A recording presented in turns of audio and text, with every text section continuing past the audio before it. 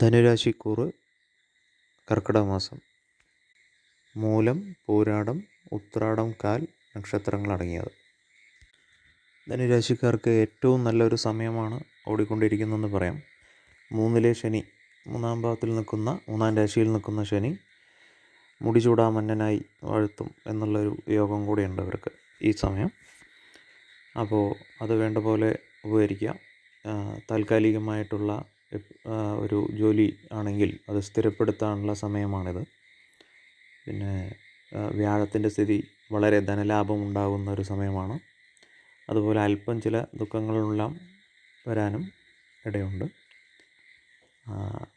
അത് ഈ ശത്രുതാപരമായിട്ടുള്ള കാര്യങ്ങൾ, കർമ്മരംഗത്തായിരിക്കും കൂടുതൽ ശത്രുക്കൾ ഉണ്ടാവുക.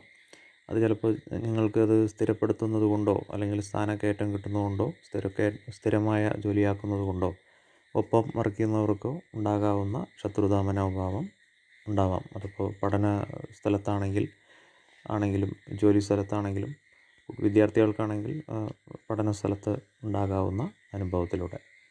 പിന്നെ ഈ അഷ്ടമ രാശിയിൽ നിൽക്കുന്ന സൂര്യബുധ ശുക്രയോഗം, ത്രിഗ്രഹയോഗമുണ്ട്. അതിലല്പം ദേഹപീഡകൾ കുറച്ച് വരാമെങ്കിലും ഈ ബുധശുക്രയോഗം കൊണ്ട് വളരെ ധനലാഭം സിദ്ധിക്കുന്ന ഒരു സമയമാണ്. അതുപോലെ സന്തോഷജനകമായിട്ടുള്ള കുറേ കാര്യങ്ങൾ നടക്കുന്ന സമയമാണ്. വൈവാഹിക കാര്യങ്ങളിലൊക്കെ ആണെങ്കിലും വളരെ നല്ല ഉന്നതകുല ജാതയായിട്ടുള്ള സ്ത്രീയെ വിവാഹം കഴിക്കാനുള്ളതോ അല്ലെങ്കിൽ വളരെ ജോലി കാര്യങ്ങളെല്ലാം മനസ്സിന് ഉദ്ദേശിച്ച തരത്തിൽ ഉള്ള ഒരു പുരുഷനായാലും സ്ത്രീയായാലും വിവാഹ ആലോചന ചെയ്യുകയാണെങ്കിൽ സമയത്ത് വളരെ അനുകൂല സ്ഥിതിയാണ്.